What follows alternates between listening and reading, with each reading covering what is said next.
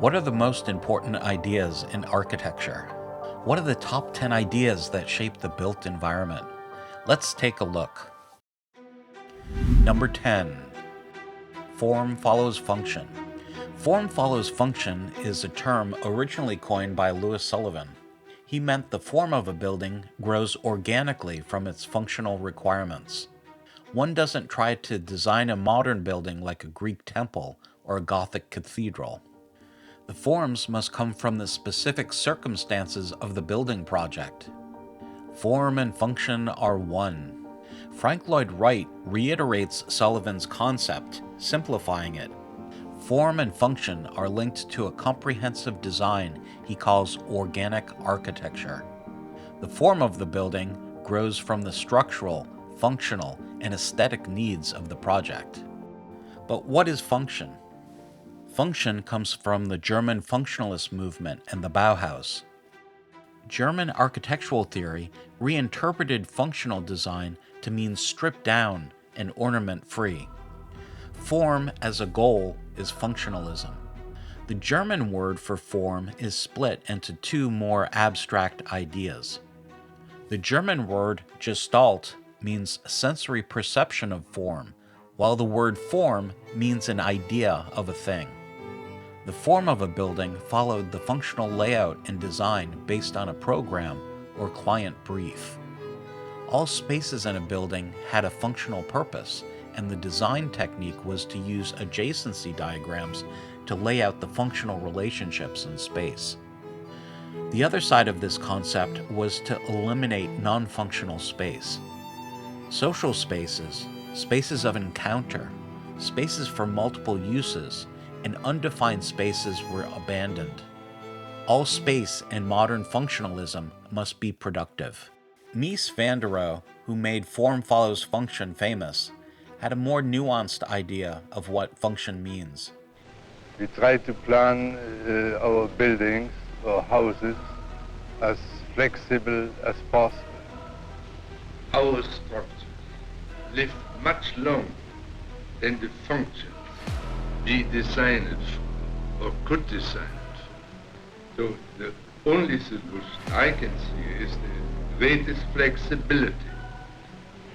I would replace this phrase of Sullivan, that form follows function. I said, let us make room enough for any function.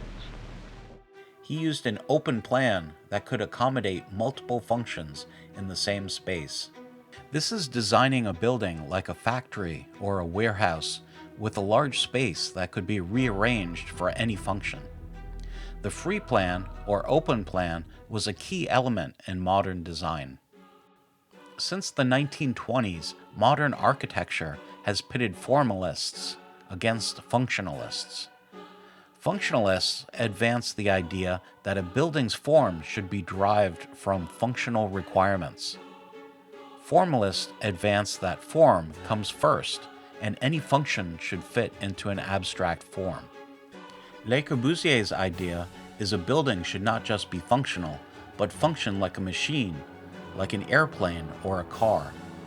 Non-functional elements like ornament should be stripped from the building. Surprisingly, making a building more functional did not meet the needs of occupants and often produced bad environments. Today, architects know that form and function are intrinsically linked, and form follows function should not be reduced to pure functionalism. Number 9.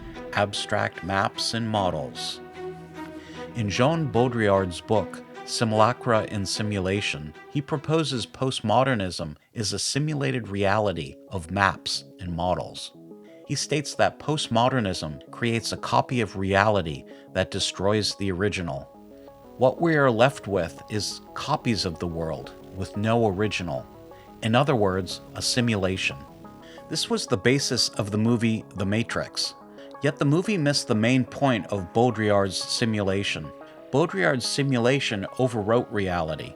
If The Matrix truly followed Baudrillard, it would have overlaid the simulation over reality, destroying it and rewriting it. Architecture in modernity is about creating abstract maps and models. My theory is that modernism creates objective maps and models of the world. Science creates concepts and one-to-one maps between ideas and objective data. In the same way, science creates maps of the physical world around us. Architects use scientific mapping techniques in their work. First came mapping of space and built form. Cities, transportation routes, and the functional requirements of buildings, people, and complex systems came next. The main purpose of going to architecture school is learning to create these abstract maps. Architects are taught to use models of buildings and cities to meet the functional requirements of people and institutions. In this postmodern phase, people interact with the environment and cannot tell if something is real or not. This is a post-truth world where people constantly interact with maps and models of reality without ever knowing or caring if they are real. In architecture, maps and models are overlaid over the built environment, making it impossible to tell what is real and what is man-made. In other words, the built environment is a simulation. My theory is that there are 3 levels of this simulation, 3 ecologies: first nature, second nature, and third nature. First nature is the natural environment of topography, forests, streams, and other natural features. This is the real world. Second nature is the built environment of buildings, cities, and towns. This is the realm of architecture and city planning. Third nature is a social environment created by digital media, communication, and social interaction. My theory is this social environment will overlay over the natural and built environments to create a new meta-environment of control. The digital or social environment will control how we live in our natural and built environments. Architecture and city planning in postmodernity will be about taking abstract social maps and models and using them to design the built environment. In postmodernity, map making changed from objective maps of the real world to social maps of people interacting with other people. One such map is social media, where people interact with others. This creates a map of social interaction that overlays on the real world and becomes more real than reality. Architects and city planners haven't fully exploited the new medium of social maps and models. Smart cities are the future of architecture. Electronic sensors will be embedded in the built environment to monitor, manage, and control everything. Google maps all cars and transportation routes in the world and can tell you how fast or slow traffic is moving. Amazon and Alibaba maps most production and consumption in the world. These maps and models can be used by architects and city planners to design the built environment. We often talk of the future being AI or artificial intelligence, but the real future is in big data, or the incorporation of social maps and models into the built environment. GIS mapping, smart cities, and the Internet of Things will be the future of architecture. Number 8. Health, safety, and welfare. Health, safety, and welfare is a concept developed in the late 19th century as a response to dangerous and polluted industrial cities. This corresponded with architecture becoming a profession. An architect's role developed to protect public health, safety, and welfare by designing structurally safe buildings. Industrial cities around the turn of the century were extremely dangerous. Gas and coal caused fires that devastated many cities. The San Francisco fire of 1906 is one example. Badly designed wood frame buildings offer little protection from fire and earthquakes. Tuberculosis, or consumption, was common in the 1800s, causing nearly 25% of deaths. Many are unable to work because of chronic illnesses, such as tuberculosis, which blights so many adult lives at their most productive period. Many chronic illnesses of this type come from housing, poverty, and lack of health care and protection. It was thought that fresh air was one way to combat this illness of the lungs. As a response, architects built long, skinny buildings with operable windows to let in natural light and air. The government's role in city planning and design also evolved, and building codes were employed to protect public health, safety, and welfare. The architect's role in society went from designing beautiful structures to understanding and employing building codes. As the codes increased, an architect's freedom to deviate from them decreased. Today, most building design is prescriptive, and architects' freedom of choice is limited. Architects must conform to the building codes. Architects have lost the ability to innovate and experiment with different building forms and materials. Buildings look all the same in cities with stringent building codes. Number 7. Less is more. Less is more distills the essence of a design. It often means minimalism and helps distill the most important elements of a design, eliminating superfluous elements. Architects talk of a napkin sketch. This is a quick sketch of the project while meeting with clients for a drink. Architects do partie diagrams that simplify the project down into one simple sketch. Renzo pianos are perhaps the most expressive example of partie diagrams.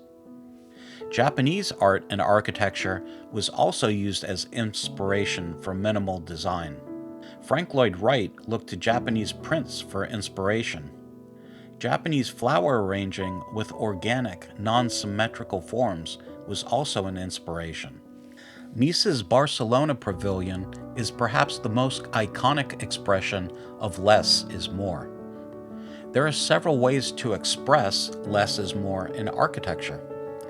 First is to focus on materials and surfaces. Nice used luxury materials like stainless steel for the columns. Marble and onyx was used for wall cladding. Another way to express less is more is to make all surfaces white to simplify the materials and accentuate the building form. We can see this expressed in the Farnsworth House by Mies. Less is more has transcended architecture and become part of mainstream culture. Perhaps the most ubiquitous example is the design of Apple computer products, which express a minimal design aesthetic. Robert Venturi, a postmodern architect, said, "Less is a bore." He wrote the book Complexity and Contradiction in Architecture in 1966. This book helped create postmodern architecture in the United States. Although postmodernism was short-lived in architecture, the idea that a building should be simplified down to a simplistic work of art was rejected, and more functional and complex forms were encouraged. Architects like Frank Gehry expressed complexity for complexity's sake. The partie diagram was famously rejected as being a decorated diagram. Architects like Gehry were freed to express complexity in the design project. Number 6. The production of space. Architects are often erroneously taught in school that great architecture is the result of a sole artistic genius. We're taught the geniuses like Frank Lloyd Wright, Le Corbusier, and Mies van der Rohe defined modern architecture and created the form of modern cities. Nothing could be further from the truth. The design of the built environment is based on complex social forces like economics, government regulation, and technological innovation. Architecture, for the last 100 years, has been dominated by the concept of production. Architecture must be productive and must use technology and ideas to design the built environment. It isn't enough to meet the needs of human inhabitation.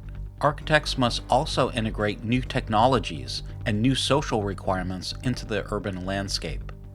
To do this, architects must possess advanced knowledge of the forces shaping the modern world. The production of space is a concept invented by Henri Lefebvre, a French post-Marxist philosopher. His idea was space in cities is socially produced. Space doesn't exist naturally, or just as a collection of buildings, objects, and people, but is created by social forces that shape society. Space in cities is created to support the dominant social system. In modern cities, this is capitalism. Lefebvre creates a science of space based on the production of space. Lefebvre takes the idea of mass production from architecture and manufacturing and reinterprets it in urban planning. The same forces that mass produce products and services in society also mass produce space in modern cities. Space in cities have three values: use value, exchange value, and capitalist value, or stored value. Use value is a building's functional use, such as a residential, commercial, or industrial. Exchange value is the monetary value of a building if it is sold or rented. Capitalist or stored value is the ability of a building to store economic value. Modern cities were produced to store capital, not to provide functional use for people. Cities follow the form of center-periphery, where capital is stored in the center of cities, while non-capitalist uses are pushed to the periphery. This is the profile of a city, any city. To the left is the center of business. Next is the zone of warehouses, terminals, and old homes. Moderately priced apartments occupy the third zone. The fourth zone has single-family homes. When a metropolitan area grows, these zones expand to take in more area. We can see this with city design today. In the center of cities are large skyscrapers that store capitalist value, while the functional uses of cities have been pushed to the periphery. Living spaces are pushed to the suburbs. Manufacturing is pushed outside of city centers, first to the periphery, then to industrial parks outside the city. Finally, with globalism, capitalist cities push out functional uses like manufacturing to other countries. Rich capitalist cities store wealth, while poor, pre-capitalist countries do the manufacturing, so capitalist countries can extract wealth from them. Cities like London, New York, and San Francisco are used to store capital, while wars are created in poor countries to extract wealth from them. Lefebvre is most famous for his idea of the right to the city, which says people have a right to inhabit the city over the capitalist domination over all other aspects of city development. Most architects are not familiar with Lefebvre's writing in the United States, but city planners typically learn about his concepts and try to apply his ideas. Number 5. Genus Loci. Genus Loci is Latin for spirit of a place. The Greek and Roman idea is of a protective guardian spirit of a place. The origin of this concept came from prehistory and the ancient Egyptians, who aligned their temples axially with the sun and stars, along with other natural features like groves or springs. In architecture, this came to denote the phenomenological, atmospheric, and environmental qualities of a place. Genus Loci is an important factor in site design and landscape architecture. The book Design with Nature in 1969 created a design process based on natural factors such as typology, climate, biology, along with human factors and land use patterns. In contemporary architecture, genus loci means the experience of a place. The term is used in regionalism, where architects try to use local materials, local building techniques, and conform to local culture and indigenous people when designing buildings. Genus loci, in many ways, is a postmodern reaction to the universal design of the international style of modernism. It's also aligned closely with the theory of phenomenology, which is centered around tactile, sensory, and experiential elements in architecture. Number 4. Commodity, firmness, and delight. Well building hath three conditions: firmitas, utilitas, and venustas. commodity, firmness, and delight. Vitruvius was a Roman architect born in 80 BC, and his book, The 10 Books on Architecture, are the oldest text on architecture that survived to us. Vitruvius's books were rediscovered in Renaissance Italy. It establishes the architect as the Renaissance man, someone who has universal and cross-disciplinary knowledge of engineering, art, and science. Architecture was established as a profession founded on intellectual theory, not just the practice of a craft. Using modern language, a building must be durable, useful, and beautiful. In architecture, this related to 3 different areas of knowledge: structural engineering, functional planning, and spatial design. In Greek classical thought, this is related to the big 3: the good, the true, and the beautiful. Objective knowledge, intersubjective knowledge, or social knowledge, and subjective knowledge. Immanuel Kant describes these 3 forms of knowledge. Objective knowledge is scientific knowledge of the world. Its test for validity is it true or not? Intersubjective knowledge is social knowledge. The test for validity is it good or not?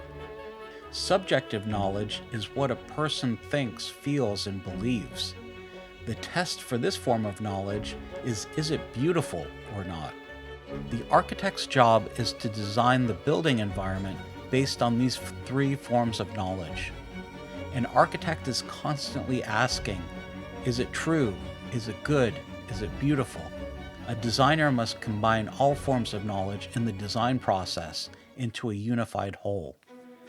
Number 3, Isotopy, Heterotopy, and Utopias. Architects are taught in school there are foreground buildings and background buildings. A foreground building is typically a monument like a cathedral or a Greek temple. Background buildings are townhouses or urban infill. Henri Lefebvre had a more philosophical take on this architectural idea. He thought cities were comprised of isotopies, heterotopies, and utopias. Isotopies are places that have an identical identity or form.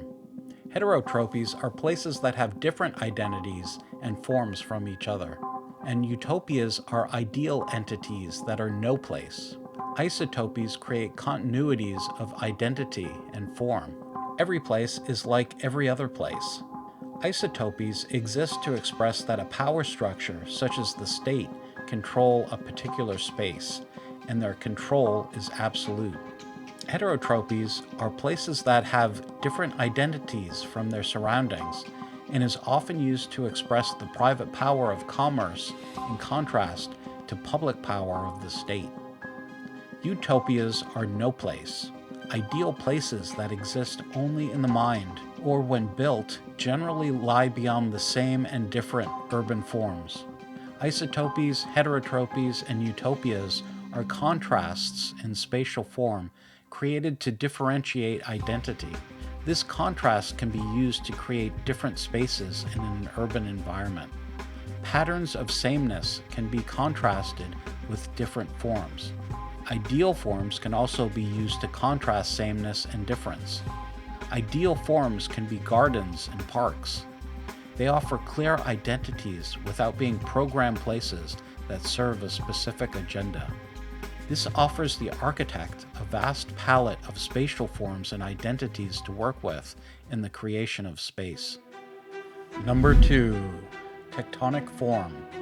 Tectonic form expresses the art of building construction. If modern painting shows the hand of the artist by showing brushstrokes, architecture shows the hand of the architect by showing the art of building through tectonic form. Tectonic comes from the Greek word tekton, or builder. It was used in German-speaking world to denote a master builder. We see this in Mies van der Rohe's buildings, where he expresses structural steel in his work.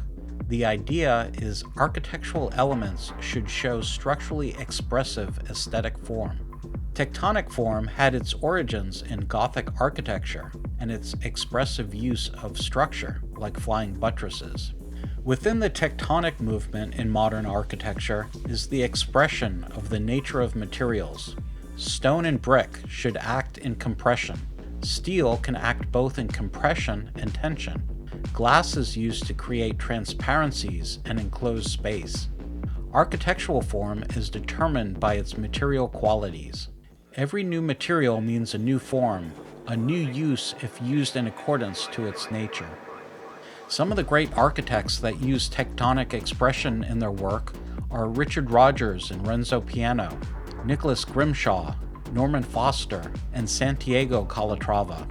Many of these architects look to sailboats, racing cars, motorcycles, and other muscular machines for inspiration in their designs. Number 1. Zeitgeist of the Age.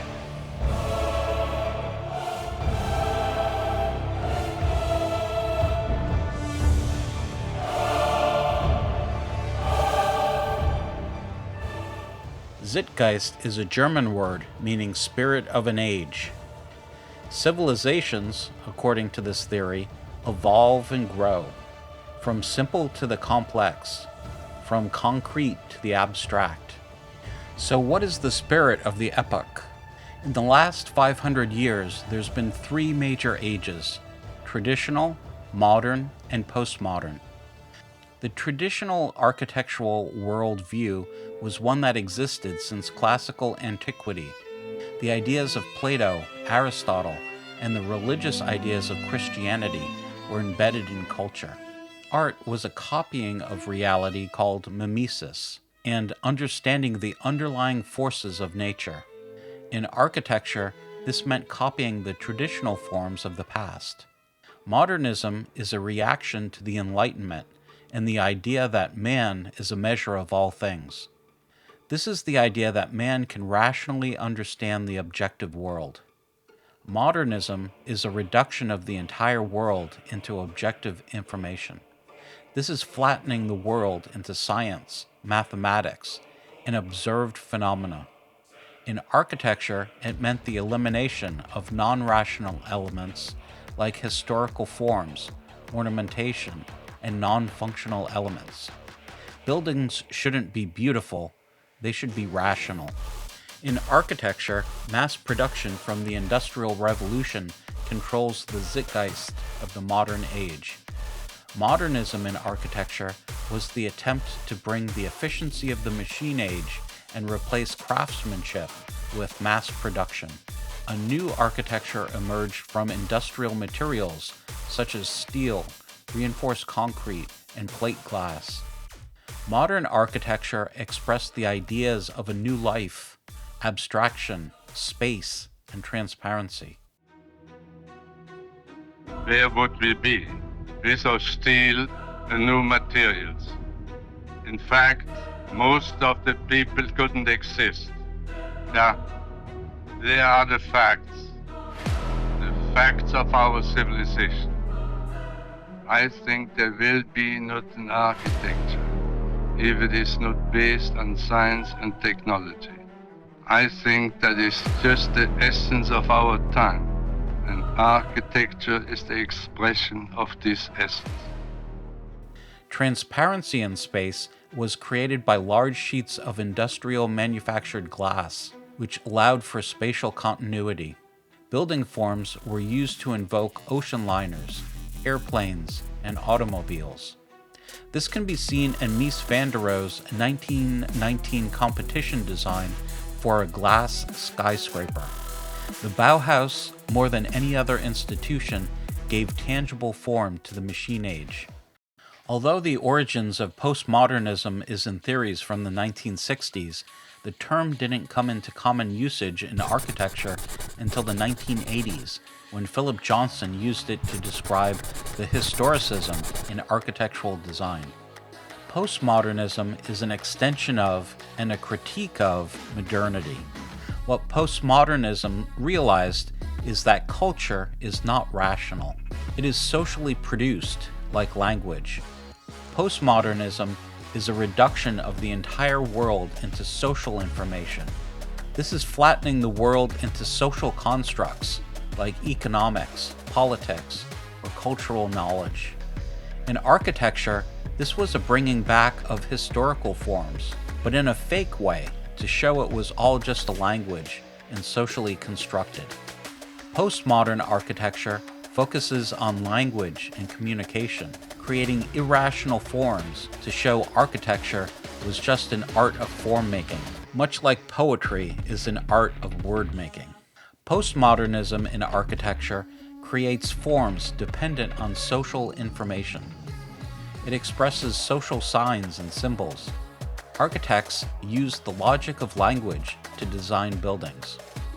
Postmodernism in architecture was short-lived in the 1980s because it produced very bad architecture, but its effect can be seen today with modern forms used expressively to tell stories, metaphors, and illusions. Did you agree with my list of top 10 architectural ideas? Did I leave any important ideas out? What do you think? Let me know in the comments below. I'm Jaime Roberts. If you like this video, please like, comment, and subscribe.